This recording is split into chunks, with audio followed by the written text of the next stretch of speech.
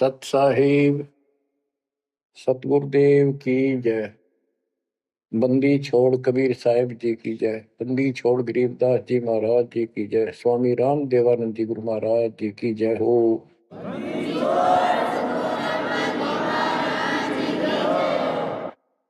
सर्व संतों की जय, सर्व भक्तों की जय, धर्मी पुरुषों की जय। श्री काशी धाम की जय, श्री सुडानी धाम की जय, श्री क्रोथा धाम की जय, श्री बरवाड़ा धाम की जय। सत साहिब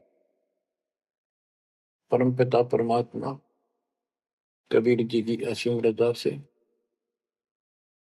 मेरे गुरुदेव जी के आशीर्वाद से आज विश्व के मानव को अपने निज घर का ज्ञान हुआ। सब सदग्रंथों का सार परमात्मा के द्वारा बताया अध्यात्म ज्ञान प्राप्त हुआ और ये जन्म और मरण प्रत्येक देशवर की योनियों में, शरीरों में दुर्गति क्यों हो रही है, इसका ज्ञान हुआ। और आपको ये भी ज्ञान हुआ हमारा भगवान कौन है। आपको ये भी जानकारी हुई कि यहां से छुटकारा होगा कैसे। ये सब ज्ञान सतगुरु से होता है। तो दास जब भी मालिक को याद करता है तो अपने गुरु जी के एक एक वचन जो मुख्य तौर पर सुनाए गए थे तुरंत आत्मा में लगते हैं जाके और उनकी विशेष याद बनती है और कबीर जी की ये बातें याद आती है। अमरवाणी कबीर सतगुरु के उपदेश का लाया एक विचार, जय सतगुरु मिलते नहीं जाते नरक द्वार। नरक द्वार में दूत सब करते खिंचातान, उनसे कबू नहीं छूटता फिर फिरता चारों खाई। कबीर चार खनी में भरमता, कबहू न लगता पार। सौ फेरा सब मिट गया मेरे सतगुरु के उपकार। जय जय सतगुरु मेरे की, जय जय सतगुरु मेरे की। सदा साहिबी सुख से बसियो अमरपुरी के डेरे। गुरुदेव की जब ये उपकार याद आता है उसके प्रति अनायास ही अपने आप उसकी जय जयकार करने को आत्मा पुकार उठती है।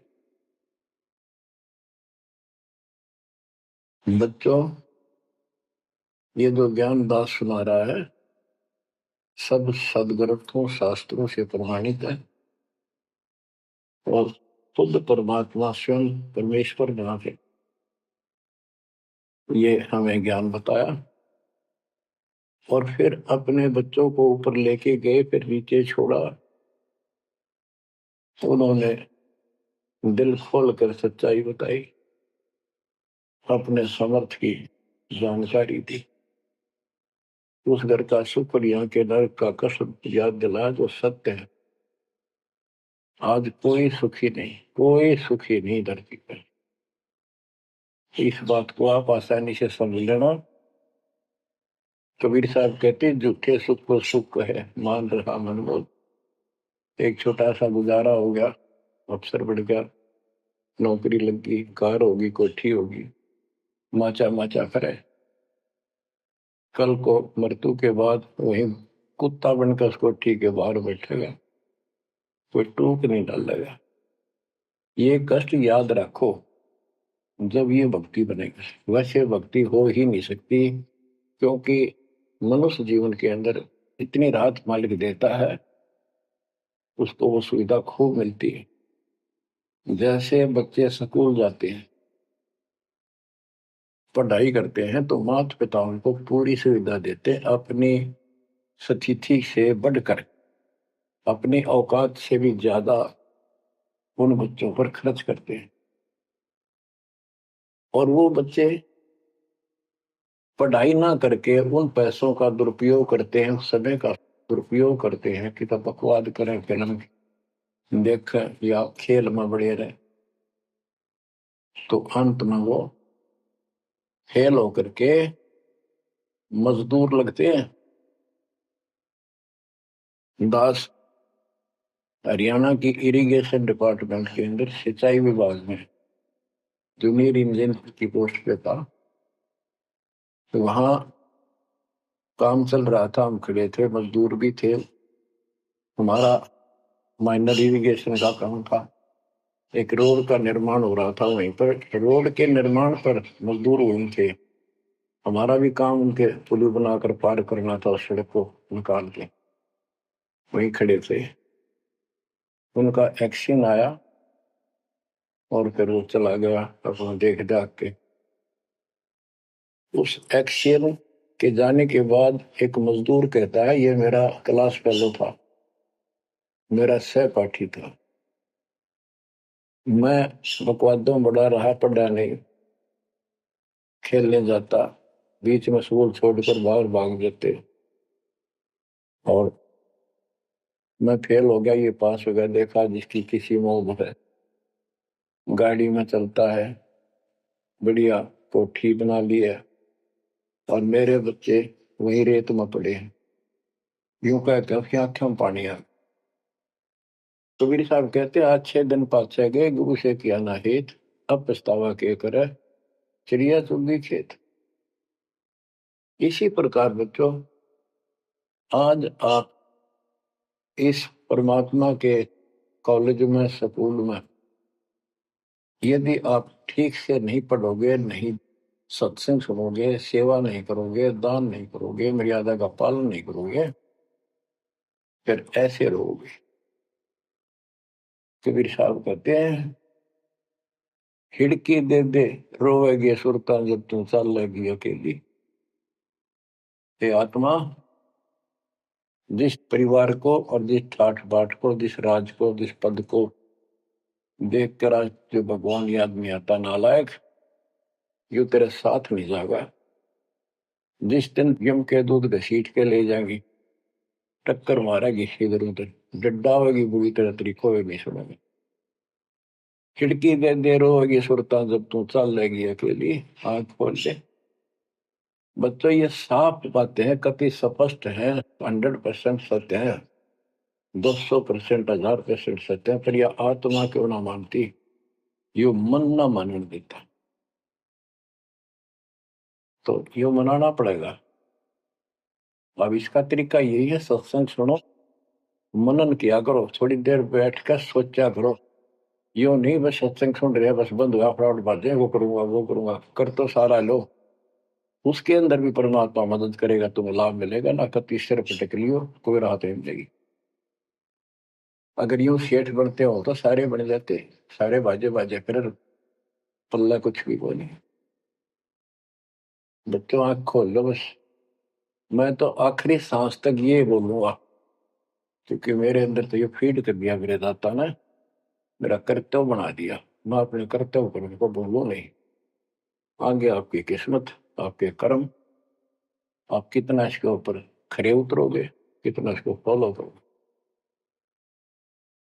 गिरिव न्योली नाद सुभान गति, लड़े भुजंग हमेश, जड़ी जान नाम जगदीश है, विष नहीं व्यापै शेष। एक वाणी में कितना गजल का ज्ञान भर दिया।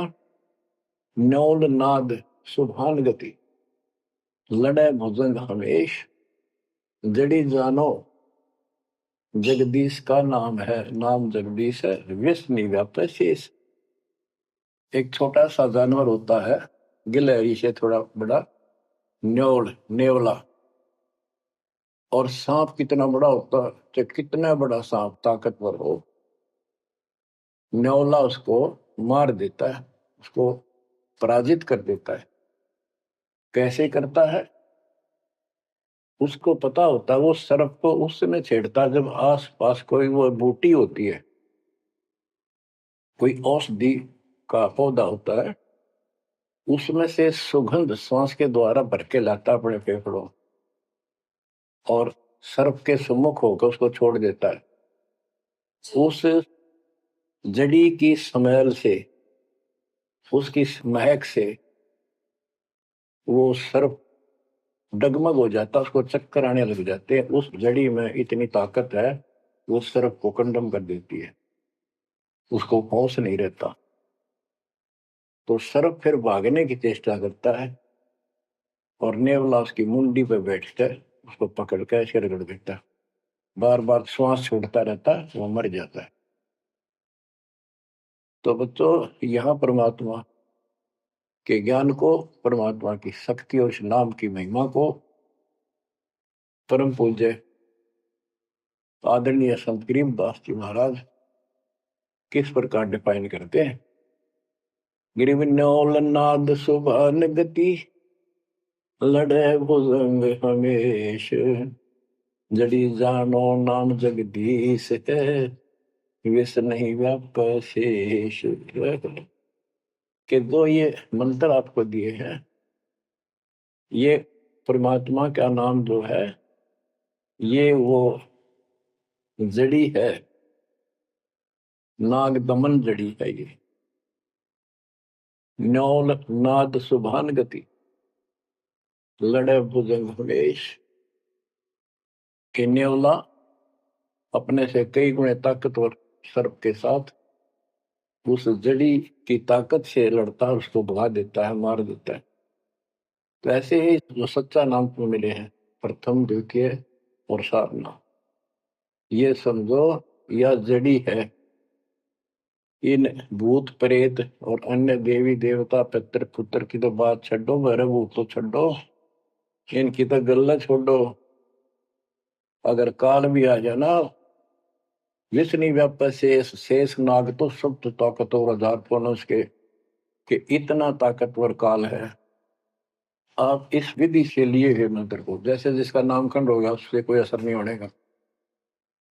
मर्यादित भगत बेटा या बेटी, और कोई भी आपत्ति आती है, यम के दूत कोई कष्ट देना चाहते हैं, एक बार सिमरण करो इस सब नाम का।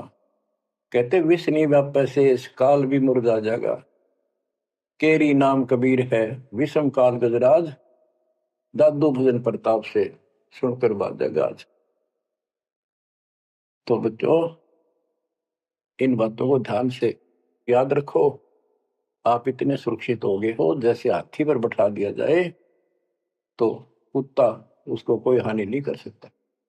तो हाथी के असवार को स्वान काल नहीं खाए, हाथी पर बैठा आप हो, आप परमात्मा की शरण में आ गए तो इतने सुरक्षित हो गए, उसकी रेंज से, पहुंच से इतनी दूर हो गए काल से, जैसे कुत्ता हाथी पर बैठे व्यक्ति को कोई हानि नहीं कर सकता।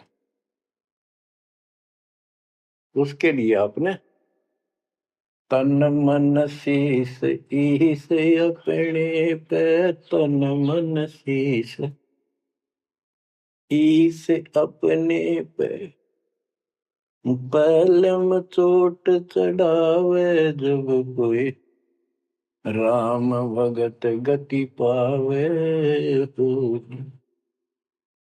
जब कोई राम भगत गति पावे हो,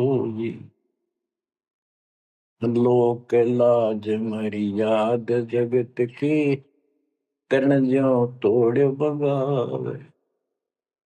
अष्ट सिद्धि की अटक न माने, आगे कदम बढ़ावे। जब कोई राम भगत गति पावे तो जी, जब कोई राम भगत गति पावे तो। बच्चों, ये सारे फार्मूले लाने पड़ेंगे जब यह प्रॉब्लम सोल्व होगी, जन्म और मृत्यु। आप क्या बताते हैं?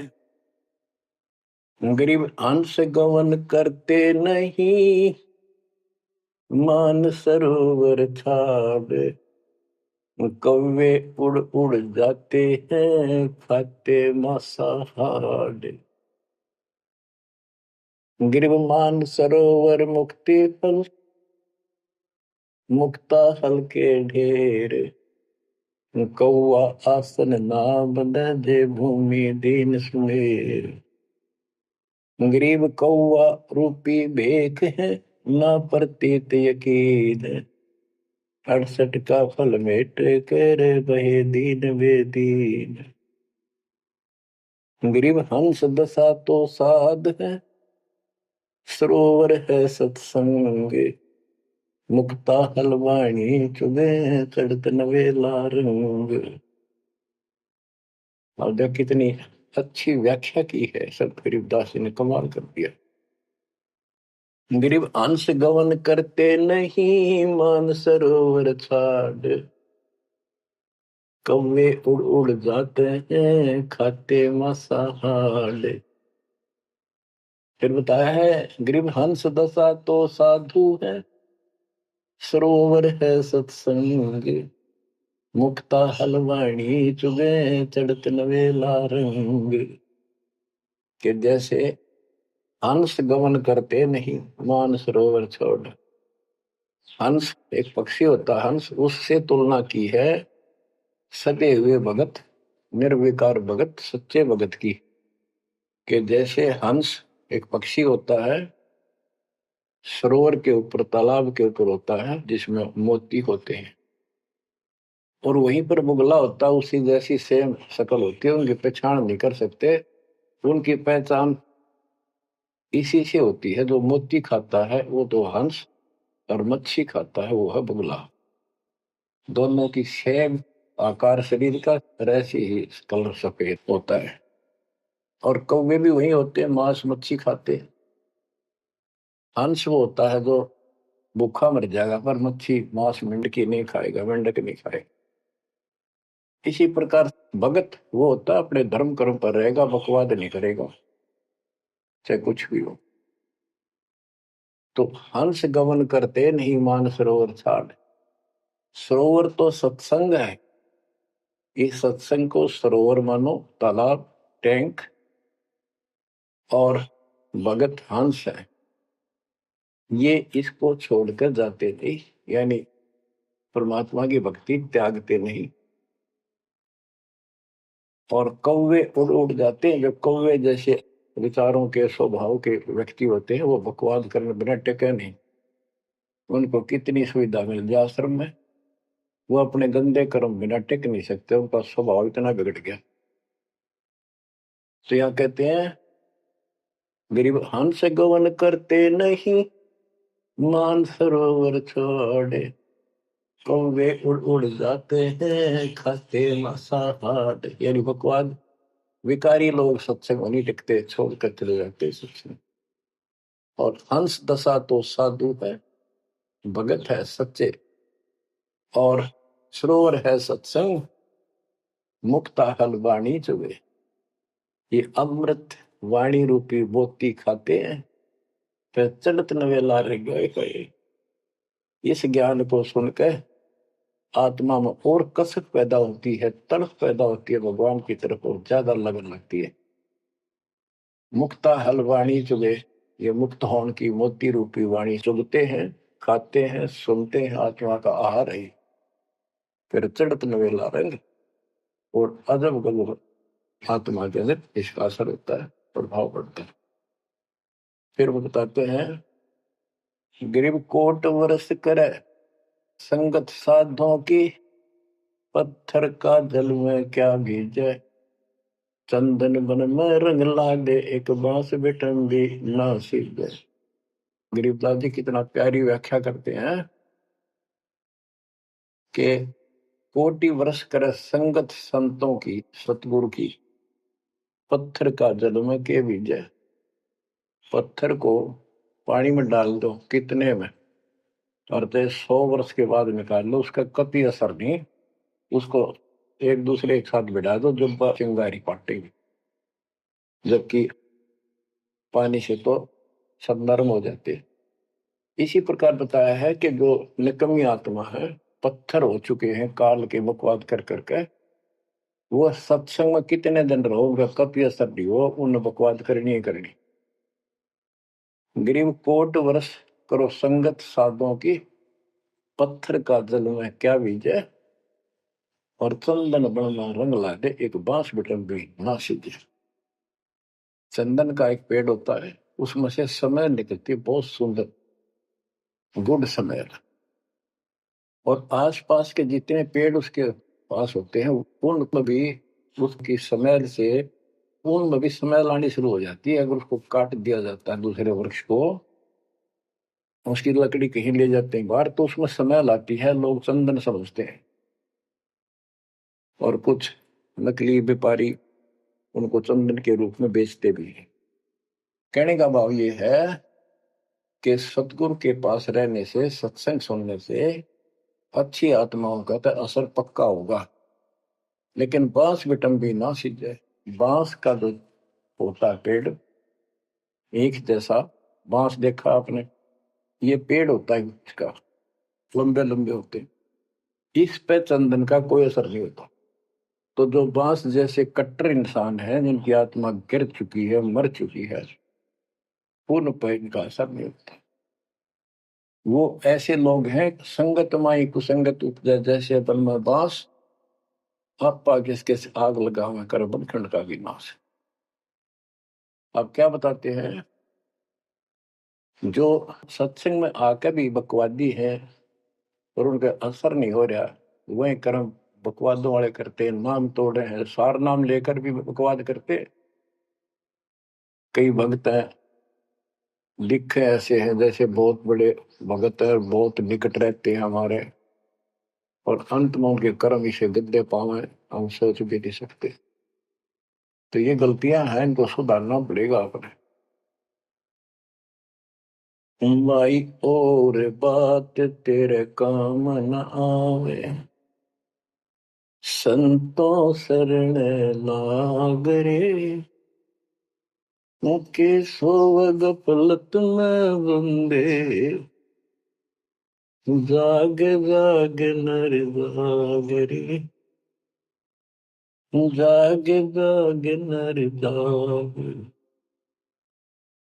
उठ सवेरे हुक्कावर लिया, उनके जाग्या नर भाग रे, शुक्रम किया ना करी रे बंदगी, फुटे तेरे भाग रे, वो फुटे तेरे भाग रे।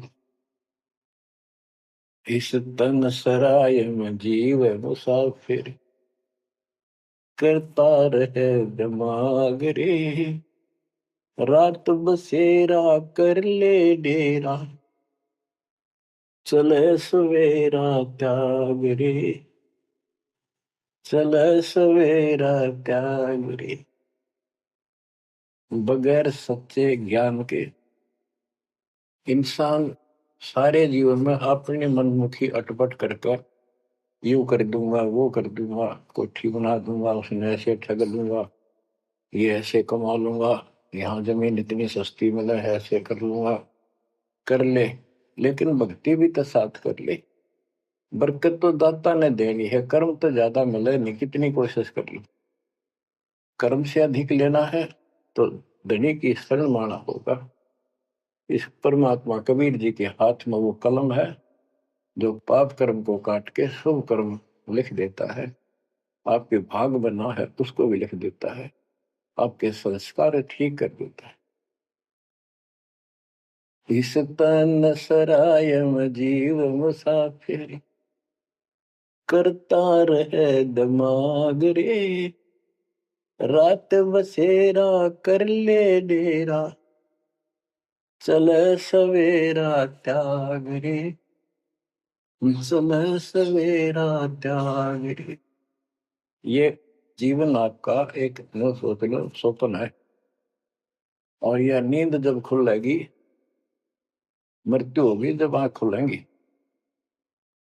जब यह नींद टूटेगी सवेरा होगा, कुछ ही नहीं पाओगा उस बात। एक भगत बता रहा था, नाम लेने से पहले मैं रिक्शा चलाया करता हूँ, ने कल्पना हुई गाड़ी लूंगा और मैं खूब टी टी करके चलाया करूंगा। सपना भी वही आ गया, जैसे मैंने बढ़िया गाड़ी ले ली और किराए पर ला रखी है, खूब जोर से चला रहा हूँ, बढ़िया रोड है, आगे एकदम ब्रेक मारने लगा, जोर से पैर मारा, वहां फटी पुरानी रजाई थी, उसमें कार पार पैर निकल गया, वह भी पार्टी नहीं उठा तो देखा ना को कार ना गाड़ी, वो झोपड़ी में पड़ा हूँ। तो बच्चों ये सपना साजा टूट टूट के तो मुंड पकड़ हुआ है। तो ये स्वप्न है जो तुम टी टी करके चल रहे हो, कितने दिन चलोगे। इस तन सराय में जीव मुसाफिर करता रहे दिमाग रे, रात बसेरा कर ले डेरा, चले सवेरा त्याग रे, चले सवेरा त्याग। तुम ता चोला बयान मोड़ना, लगे दाग पे दाग रे, दो दिन की गुजरान जगत में, क्यों जड़े बरानी आग रे, क्यों जड़े बरानी आग रे।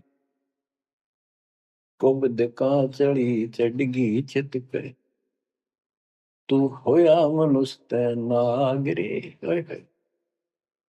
यानी जिसका जितना सामर्थ्य है, जब तक इसको ज्ञान नहीं है, कोई न कोई ऐसा दुख दे रखेगा दूसरे को, ताकतवर है वचन से ऐसी गलत बात कह देगा, वो निर्बल दुर्बल ऐसा है व्यक्ति की आत्मा रोती रह जाएगी, या किसी को लूट लेगा।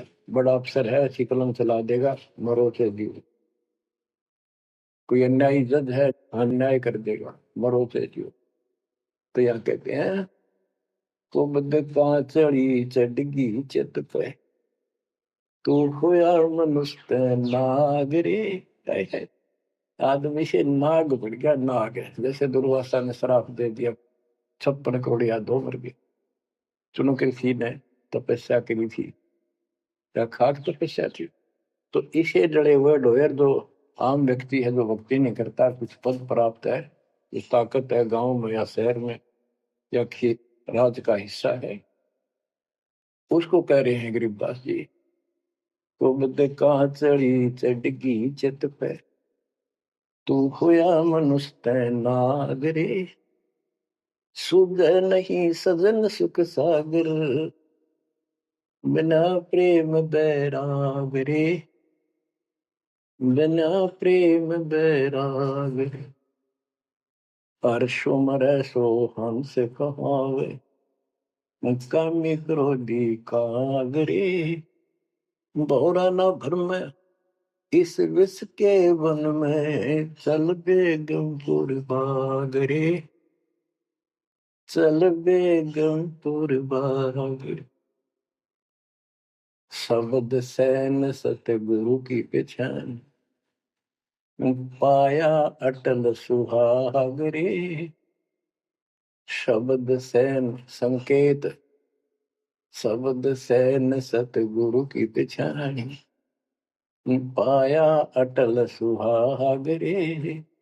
नतानंद महबूब गुमानी, प्रगट पूर्ण भाग रे, प्रगट पूर्ण भाग रे। हर्ष उम्र सो हंस कहा है, मर्यादा में रह के जो भक्ति करता है वो हंस कहलाता है। और कामी क्रोधी कागरे, मोरा न भर में इस विष के गुण। हे आत्मा, जो तू ये नकली सुख लेता फिरता है मतवादों के, कितने शराब पी ली, कितने सुल्फा पी लिया, कितने कोठी के लालच में, कार के लालच में दुनिया को लूट रहा है, बकवास कर रहा है। कि हर सुमर सो हंस को हावे, कामी क्रोधी कागरे, भंवरा ना भर में इस विष के बन। ये जहर का बन है, तेरे जीवन को नष्ट कर देंगे ये नकली सुख। फिर बताया कि शब्द सैन सतगुरु की पहचानी, अपने गुरुदेव का संकेत समझा सैन इशारा। और इशारा समझना चाहिए भक्तों को, तो क्या हाल होगा, मरने के बाद दुर्गति हो जाएगी, 2 दिन का जीवन है, खा के ये इस माचे में आचे करो, ये है सैन। और हमने तो खोल के बता दी, समझदार को तो संकेत पर्याप्त होता है। शब्द सैन सतगुरु की पहचानी, पाया अटल सुहाग रे, ये है तो कबीर साहब का शब्द, फिर भी चलो जैसा भी है। न तो आनंद महबूब गुवानी प्रगटे पूर्ण भाग रे। अब सतगुरु से बात शुरू हुई थी, ये नित्यानंद जी भी कहते हैं कि मेरा महबूब सतगुरु गुमानी दास, मेरे कोई अच्छे भाग थे जो मुझे इनका मिलन हुआ। नित्यानंद महबूब गुमानी प्रगटे पूर्ण भाग रे। तो बच्चों, आप इन बातों पे ज्यादा ध्यान दिया करो जो सत्संग के अंदर बताई जाती है। जो सत्संग जो है, ये एक टीचिंग है, टीचिंग।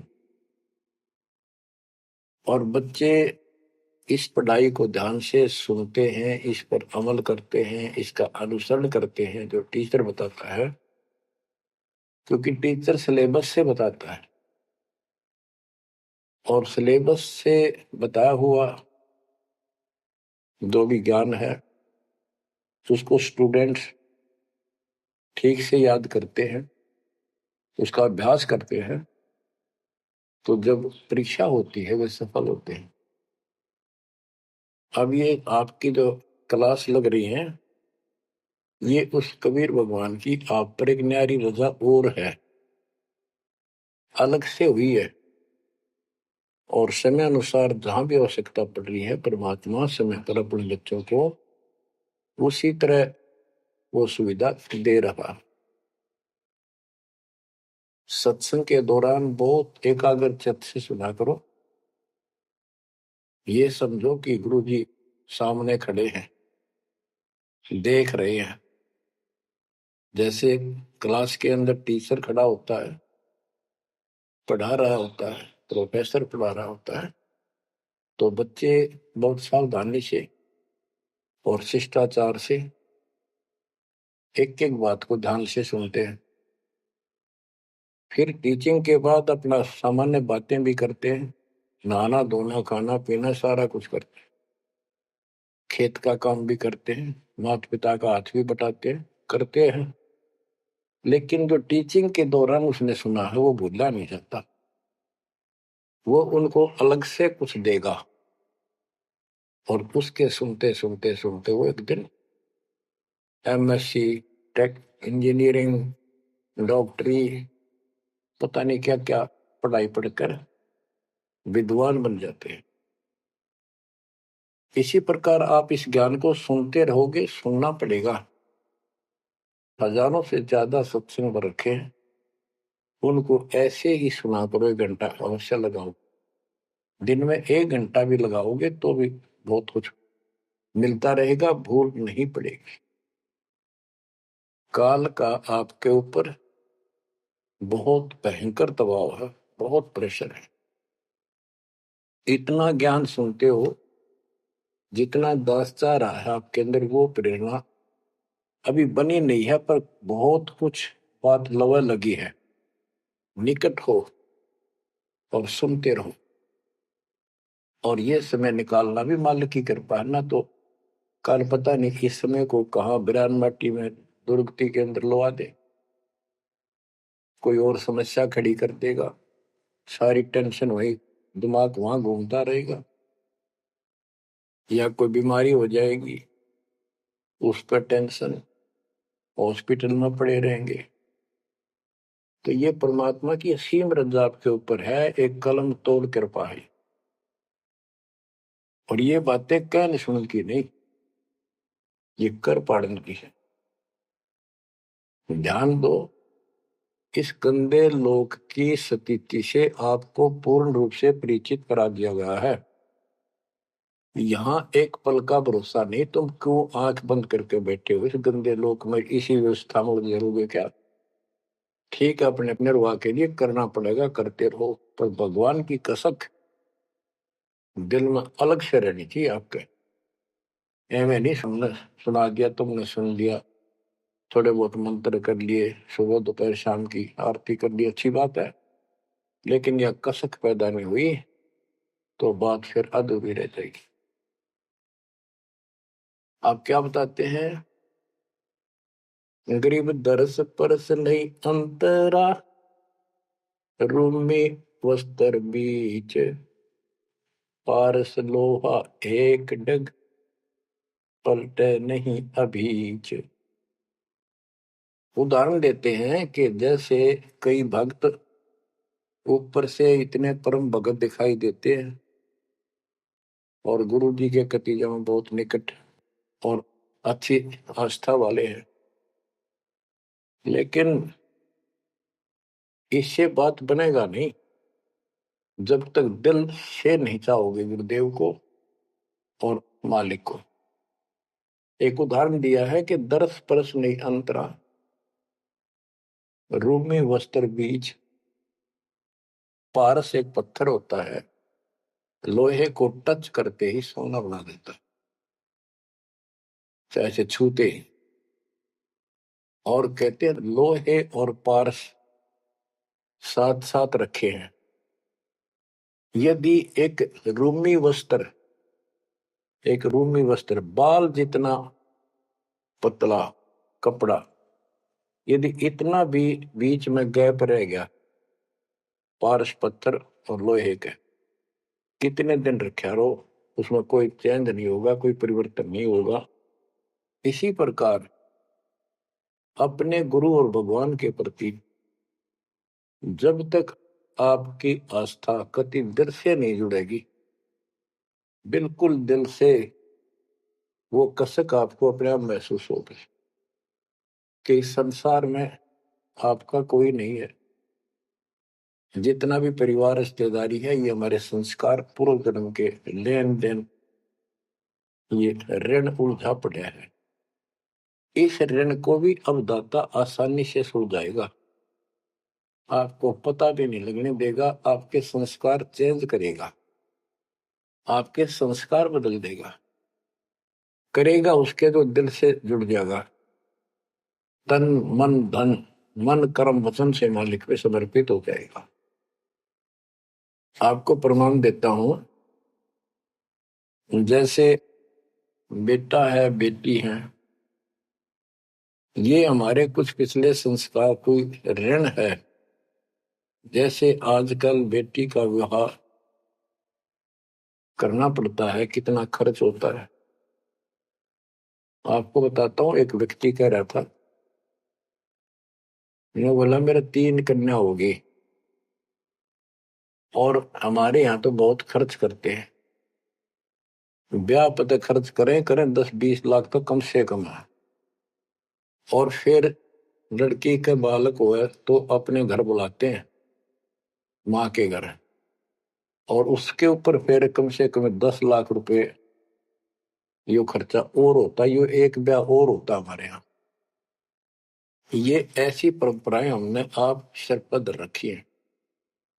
और भी दूसरे समाजों में देख लो, बहुत खर्चे होते हैं, और लड़की को हमने अपने आप बोझ बना रखा है। बच्चों, अब परमात्मा ने कैसी कृपा की है, दास ने मालिक का आदेश और गुण अवगुण सारे क्लियर कर दिए कि भाई ऐसा करने से ऐसा हानि, ये करने से ऐसे लाभ।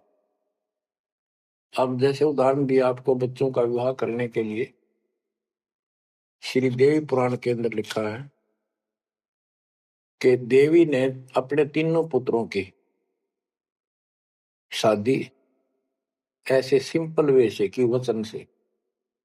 3 पुत्री उत्पन्न की, 3 वो पुत्र पहले हो रहे थे, वो वचन से पैदा की, वो अपने संसारिक क्रिया से पैदा किए थे। और तीनों को बुला बुला के कह दिया, ले बेटा यह तेरी पत्नी, ये तो उसका पति, जाओ अपना घर बसाओ। ना कोई बराती था ना कोई बाती था, ना कोई कढ़ाई चढ़ाई, ना बाजे बजाए। ये बाद की बकवाद शुरू कर दी, संस्कार ऐसे जोड़ दिए जाते हैं। तो अब हम इसी तरह कर रहे हैं, और पता नहीं कई हजार बेटियों का विवाह ऐसे सिंपल वे से कर दिया। ये संस्कार बदल गए, ये लेन देन कर्ज मालिक ने कलम से काट दिया। और आप बच्चों ने भी इस बात को एहसास कर लिया कि सचमुच ये व्यर्थ की बकवाद है।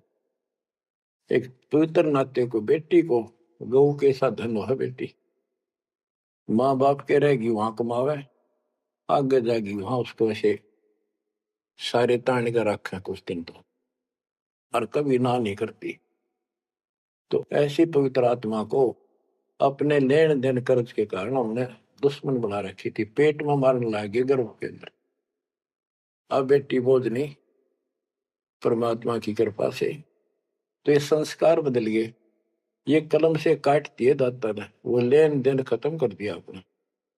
अब हम भक्ति करेंगे। अब भी जो लोग भक्ति नहीं करेंगे, इन बकवादा में रहेंगे, मालिक ने इतने हल्के कर दिए, तो उनको भगवान कैसे पसंद करेगा। तो बच्चों, अब इस समय को संभालो और इस परमात्मा की समर्थता से परिचित हो जाओ। इस गंदे लोक ने अच्छी तरह समझ लो, यहां तुम नहीं रह पाओगे। और एक अंदर कसक बनाए रखो न्यारी, कि ठीक है जब तक यहाँ है वो परिवार में रल मिलकर रहो, और सब ना अपने मालिक की बातों में ओ जाकर रखो, और गप्पे कम मारो। और गप्पे मारने की बकवाद पे मतलब की है, अपना जब टाइम लगा मालिक की चर्चा शुरू करते, कोई कथा देख ले, कोई वैसे भाई बहन की चर्चा करो, देखो उनको इतना दुख था, मालिक की दया से इतना सुख होगा। इससे ये मन का लगाम डली रहेगी। यदि तुम सत्संग सुनने के बाद फिर बाद में वही अपने गृहस्थी उधर की बेत की बातें करती हो, फोन पर बैठ कर करते रहते हो, फलाने से मर ले, दकले से कर ले, तो इनसे मालिक राजी नहीं होगा, आपको फिर कष्ट शुरू हो जाएगा। गरीब स्वर्णादन देह दिल, तन मन नहीं मुकाम, कौन महल हंसा गए, कहाँ लिया विश्राम। गरीब चार मुक्ति बैकुंठ बट, सपतपुरी सैलान, आगे धाम कबीर का, हंस न पावे जान। अब क्या बताते हैं कि ये जैसे चार मुक्ति, बैकुंठ, शपथपुरी, ब्रह्मलोक, काल का 21 ब्रह्मांड का क्षेत्र लोक, अक्षर पुरुष का सातसंग ब्रह्मांड का लोक, इन सब से परे कबीर भगवान का स्थान है। गिरिव चार मुक्ति बैकुंठ बट, सप्तपुरी शैलान, आगे धाम कबीर का, हंस ना पावे जान। के वहां सामान्य साधना से या काल तक की भक्ति से वहां नहीं पहुंचा जा सकता है। तो उसके लिए क्या बताते हैं, इस परम पिता परमात्मा की शरण माना होगा, कबीर साहब की शरण। ग्रीव काया काशी मन मगहर, दोहों के मद कबीर, काशी तज मगहर गया, पाया नहीं शरीर। ग्रीव काया काशी मन मगहर, अर्श कुर्स बीच मुकाम, जहां दुलहदी घर किया, आदि अंत विश्राम। बच्चों, परमात्मा कहते हैं कि वो दुल्हा सतलोक में निवास करता है, और वहां जाने के लिए आपको पूर्ण गुरु की आवश्यकता पड़ती है, और अपने मन का दोष दूर करना होगा। जैसे नाम भी ले लिया और खूब सेवा भी करते हो, भक्ति भी करते हो, अच्छी बात है, और मन में वही उठा पटक और दोष द्वेष लालच लोभ भरा है, तो के भक्ति की। एक समय की बात है, गोपीचंद तथा भर्तरी, ये दोनों राजा थे, और राजाओं के पास कोई कमी नहीं होती धन की, सारा सुख होता है, पैसे हीरे मोती लाल, परमात्मा पाने के लिए उस सारे सुख को छोड़ के और गोरखनाथ जी के शिष्य बन गए। कति त्यागी बैरागी हो गए, तन पर एक लंगोट रखे, हाथ में करमंडल, जैसा उनका वेशभूषा होती है वो रखते। एक दिन गोपी चंद और भर्तरी जा रहे थे रात्रि में, चांद की रोशनी अच्छी थी। किसी ने रास्ते में पान खाकर थूक रखा था और उसका बुलबुला सा बन गया। ये दोनों वहां जा रहे थे तो चांद की रोशनी में वो बुलबुला सा चमका। भर्तरी को लगा कि ये लाल पड़ा है, लाल हीरा। उसने एकदम उस पर हाथ मारा ठाण खातर, उसका हाथ धस गया थूक में। सर गोपी चंद हास्य। गोपी चंद बोले, नाथ जी क्या मिल गया ऐसा, कैसे बैठ गए चलते चलते। बोला रहा तारा गजब हुई हो, लक्ष्य थूक रखा था, मैंने सोचा लाल है। गोपी चंद बहुत हंसा। बोले जी लाल छूटे नहीं अभी तक। बोला भाई ये मन बड़ा निकम्मा है, मैंने सोची अब ठा लिया डपड़ा पड़ा के काम होगा कि तो भंडारे कराएंगे, खर्च कर देंगे। तो बोले ठीक है। तो गरीबदास जी कहते हैं, एक उदाहरण और देते हैं गरीबदास जी। गरीब बेरा साटे बेचिया, बैरागर सुल्तान, मालिन को जाना नहीं, बेबुद्धि खेचा तान। गरीब शेर बेर पलड़े चढ़े, एक पड़ा भो माही, मालिन और सुल्तान को हिलकारे ले जाही। 2.5 लाख की पावड़ी, एक पैसे का बेर, देख अदब सुल्तान को कैसी डारी मेर। कहते 2.5 लाख के जूती थी जिसमें लाल और हीरे पन्ने जुड़े हुए थे, और 1 पैसे का बेर। यानी मालन ने कहा कि बेर जो है 2.5 आने का शेर दूंगी, 2 आने के शेर। भूख लाग रही थी सुल्तान को जब घर छोड़ कर चला, और सब त्याग दिए थे, कंबल लपेट रखी थी साल सा शरीर पर, और जूती पहन रहा था वो कीमती। भूखा मरे था तो उसने कहा मैंने बेर दे दे, या दोनों जूती रख ले, ये 2.5 लाख कीमत है। वो 2 आने के बेर, एक शेर तुलवा लिया और जूती धर दी। तोलते समय एक बेर पालड़े से नीचे गिर गया तराजू से। सुल्तान ने ठाया फटदेश, और मालन ने उसके ऊपर हाथ रख लिया कि मेरा है। सुल्तान का मेरा। परमात्मा कहते हैं यू देखा अदम सुल्तान ने कैसे छोड़ी मेरे, यानी के लालच छोड़ा। अरे लालच तो नौका नु दिन बैठा तू तो अंदर मन में वो बकवाद बता। ये नहीं विचार किया 2.5 लाख की पावड़ी जुत्ती डाल दी, एक पीछे के बेर को ऊपर क्यों बकवाद कर रहे हैं। तो ये सारी दोष आपन निकालना पड़ेगा, इतनी ऊंचा उठाना पड़ेगा अपनी बुद्धि को। संसारिक लोगों की तो वृत्ति ऐसी होती है, पर सब कुछ त्याग के तो परमात्मा कहते हैं उसका एक लगा थप्पड़ असली रूप में आ गए। बोला भले आदमी के राज त्याग गया तने, तो राज अंदर ही लिए कर रहा है। अपनी भूल का एहसास हुआ, महाराज बहुत नीच सही मन, देख कितनी बकवास भरी है, बहुत बड़ी गलती होगी, दया करो। तो बच्चों इस प्रकार आपने भी थोड़ा सा ऊंचा उठना पड़ेगा। परमात्मा के लिए छोटी मोटी बातों पर अड़ंगा नहीं अड़ाना चाहिए। संसारी लोगों की रीति किसी हो, पर अपनी धर्म नीति को आगे रखे, उसके कारण आप ऊपर उठ जाओगे। गरीब 9 लाख नानक नाद में, 10 लाख गोरख तीरे, लाख दत्त संगी सदा, चरणों चरत कबीर। गरीब 9 लख नानक नाद में, 10 लख गोरख पास। अनंत संत पद में मेले, कोटि तेरे रविदास। गरीब रामानंद से लक्ष गुरु, त्यारे शिष के भाई। चेलों की गिनती नहीं, पद में रहे समाये। गरीब खोजी खालक को मेले, ज्ञानी के उपदेश। सतगुरु पीर कबीर हैं, सबका हो उपदेश।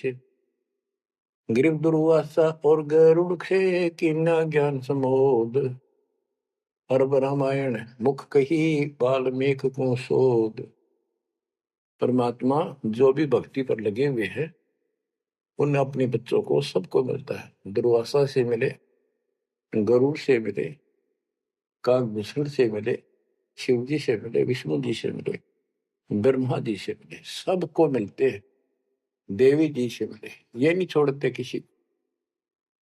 हमारी बुद्धि काल में कति घुमा रखी है, ये बात हमारा समझ में आइए को नहीं। अब क्या बताते हैं कि वाल्मीकि के रूप में पांडवों की अश्वमेघ यज्ञ में परमात्मा ने कैसा कमाल किया। गरीब फिर पांडवों की यज्ञ में, शंख पचायन टेर। 12 कोटि पंडित जहां, पड़ी सबन की मेर। गरीब फिर पांडवों की यज्ञ में, शंख पंचायन टेर। 12 कोटि पंडित जहां, पड़ी सबन की मेर। यानी सबकी मरोड़ निकल गई जब पांडवों के अश्वमेघ यज्ञ में परमात्मा ने सुपत रूप में, वाल्मीकि रूप में जाकर शंख बजाया। उसमें 12 करोड़ पंडित बैठे थे। गरीब 33 कोटि यज्ञ में आए, 88 सारे। 12 कोटि वेद के वक्ता, सुपच का शंख बजारे। होए होए। कहते पांडवों की यज्ञ में 33 करोड़ देवता, 88,000 ऋषि और 12 करोड़ वेद के कंठ से याद करने वाले, डेली पढ़ने वाले पंडित। वह उनसे वो काम सिद्ध नहीं हुआ। और सुपथ उस हरिजन शूद्र वाल्मीकि से वो शंख बजा। यानी ये बताते हैं मनुष्य जीवन प्राप्त करके जाति से कोई लिंक नहीं मालिक का, ना किसी मजहब धर्म से।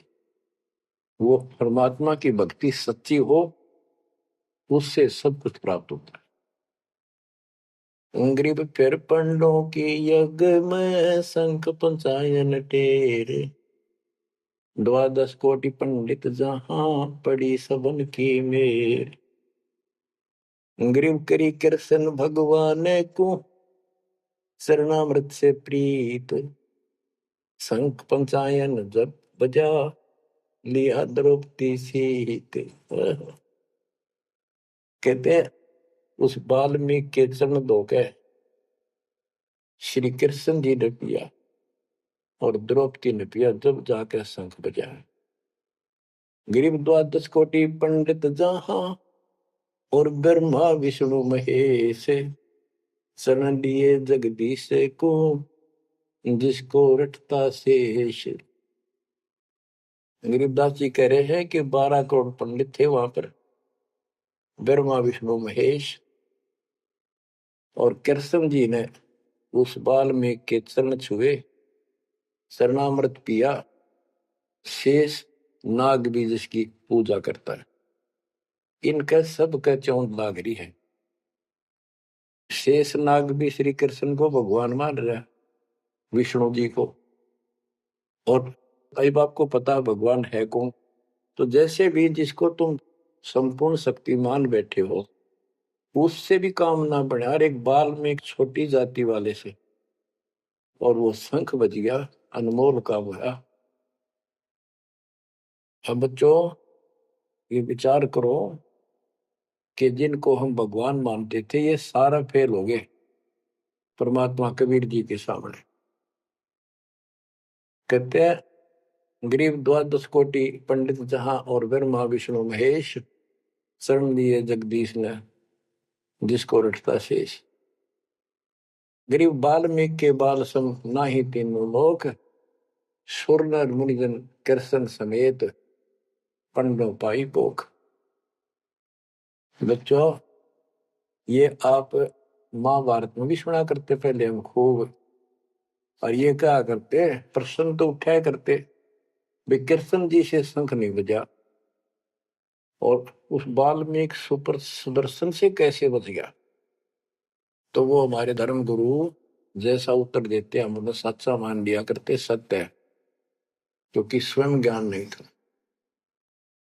वो कहा करते थे कि सुदर्शन उनका परम भगत था। भगवान भगत को महिमा देते हैं। ये तो ये बात दिमाग में, 33 करोड़ देवता, 88,000 ऋषि, ब्राह्मण 12 करोड़, क्या उनमें उसका कोई भगत नहीं था। श्री कृष्ण ने खा ली रोटी, शिव जी ने खा ली, ब्रह्मा जी ने भोजन पा लिया। ये तो ई बात समझ में, यह कहानी के थी। तो ये तत्व ज्ञान था, ये उड़ जा रखा था। 9 मन सूत, कबीर साहब कहते 9 मन सूत उड़ जिया, ऋषि रहे जखमार, सतगुरु ऐसा सब जाते उड़ जे ना दूजी बार। अब ये 9 मन सूत सुलझ गया, अब इस कलयुग मत उड़जेगा नहीं। बच्चों, अजब गजब कर दिया दाता ने आपके ऊपर कलम तोड़ दी, ऐसा निर्णायक दातन ज्ञान आपको प्राप्त करा दिया। देखो, आप शिक्षा ग्रहण करते हो, अच्छी बात है, इंजीनियरिंग कर ली, डॉक्टर बन गए, IAS IPS बन गए, या कोई और टीचर लाइन में चले गए।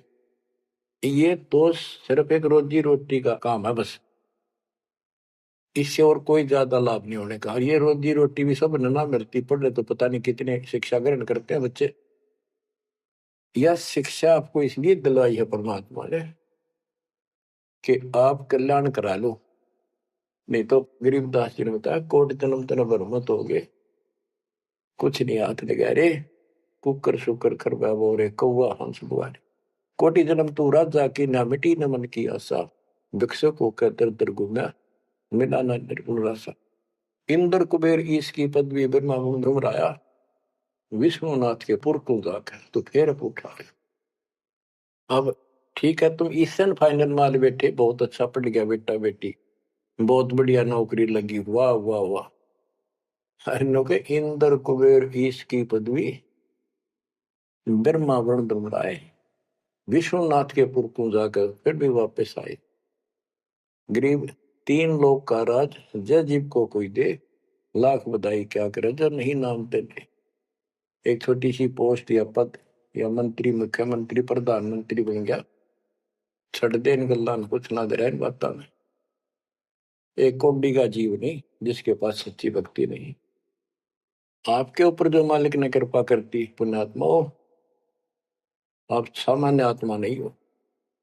दास को 27 साल हो गए यही आवाज, यही परमात्मा की महिमा गुणगान करते करते। परमात्मा का कुत्ता हूं मैं, उसका निर्देश है, आदेश है, इसलिए आप धनियों को जगा रहा हूं, भौंक रहा हूं। और कुत्ता जब भौंकता है तो मालिक ने समझ लेना चाहिए कोई आपत्ति है, उठ के जागना चाहिए, इधर उधर देखना चाहिए, अपना धन संभालना चाहिए। आंखें खोल लो, कुर्बान हो जाओ। ये बार बार दास जो कह रहा है, कोई मूर्ख नहीं, मैंने कोई स्वार्थ नहीं आपसे, लेकिन आपका भविष्य, आपकी दुर्गति खड़ी दिखाई देती दास को। आपकी ऐसी ब्रह्माटी असंग बार होली, कुत्ते गधे सुअर बनकर धक्के खाए आपने, अब भी डर नहीं लगता। अब तो ये नशा उतर जाना चाहिए आप लोगों का।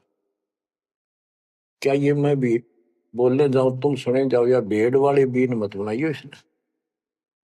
इसका कुर्बान हो, जकड़े जाओ, मालिक के साथ लिपट जाओ, कुर्बान हो जाओ।